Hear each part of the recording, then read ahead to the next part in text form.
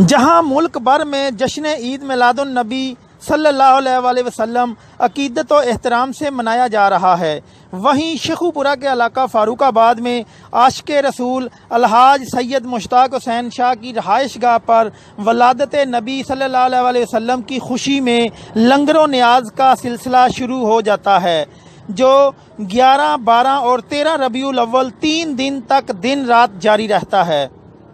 ये जो आप रौनक मेला देख रहे हैं, ये सरवर कायनात दो जहानों के मालिक नबी आखिर ज़मान सरवर कायनात हज़रत मोहम्मद सल्लल्लाहु अलैहि वसल्लम के यौम पैदाइश के सिलसिला में जश्न ईद उल मिलादुन नबी के सिलसिला में ये मनाया जा रहा है।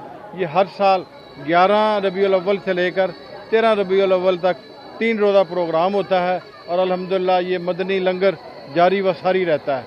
ये पूरी रात ये रौनक मेला इसी तरह लगा रहेगा और अल्लाह ताला इसको शाद और आबाद रखे, इसमें हिस्सा लेने वालों को शाद और आबाद रखे।